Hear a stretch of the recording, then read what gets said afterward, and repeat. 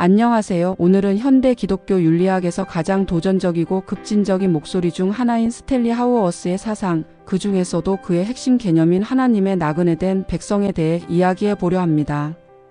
하우어스는 듀크 대학교 신학대학원에서 오랫동안 가르친 신학자로 2001년 타임지가 선정한 미국 최고의 신학자로 불리기도 했습니다. 그러나 정작 그 자신은 그런 수식어를 불편해했습니다. 왜냐하면 그의 신학은 세상의 인정을 목표로 하지 않기 때문입니다.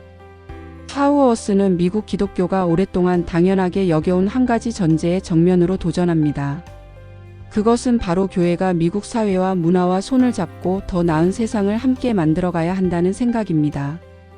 그는 이것을 콘스탄티누스 주의의 유산이라고 부릅니다.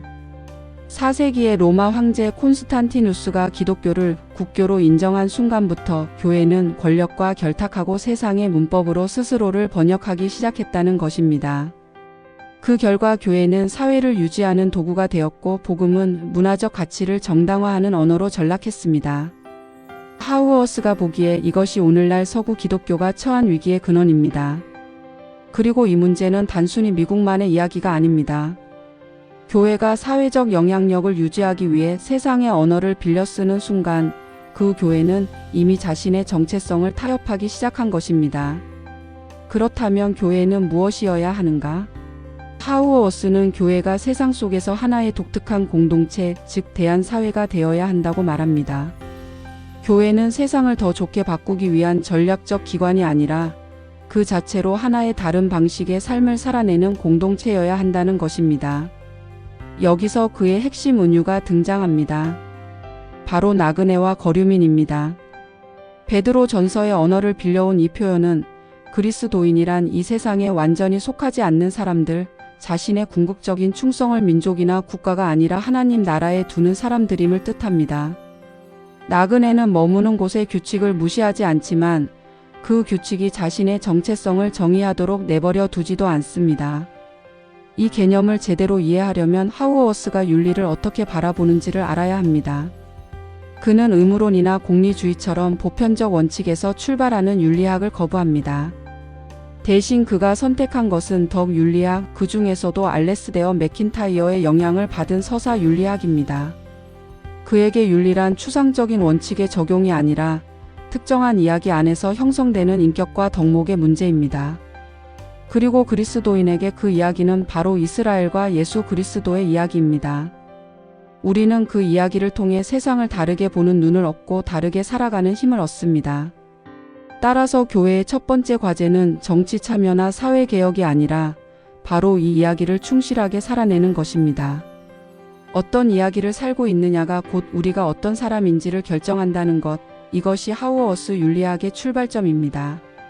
하우어스가 특히 날카롭게 비판하는 것은 자유주의 신학과 자유민주주의 정치의 결합입니다. 그는 자유주의가 내세우는 보편적 인권이나 이성 관용 같은 가치들이 사실은 중립적이지 않다고 봅니다. 그것들은 하나의 특정한 세계관이며 교회가 그 세계관을 복음보다 더 근본적인 언어로 받아들이는 순간 교회는 자신의 독특성을 잃어버립니다. 미국에서 좋은 그리스도인이 되는 것과 좋은 미국 시민이 되는 것이 동의어처럼 느껴지는 현상, 이것이 바로 하우어스가 가장 경계하는 것입니다. 그는 묻습니다. 과연 교회는 미국의 전쟁을 위해 기도할 수 있는가? 국기에 대한 경례와 십자가에 대한 경배를 동시에 드릴 수 있는가? 그는 이 질문에 단호하게 아니라고 답합니다. 두 충성은 결코 대등하게 공존할 수 없으며 교회가 그 긴장을 흐릿하게 만들 때 복음은 희석됩니다. 그렇다고 해서 하우어스가 세상으로부터의 은둔이나 정치적 무관심을 주장하는 것은 아닙니다. 그는 교회가 세상에 대한 가장 강력한 증언은 교회가 교회답게 존재하는 것 자체라고 믿습니다. 폭력이 지배하는 세상에서 비폭력의 공동체로 살아가는 것, 경쟁과 소비가 지배하는 세상에서 나눔과 환대의 공동체로 살아가는 것, 이것이 교회의 정치적 행위입니다.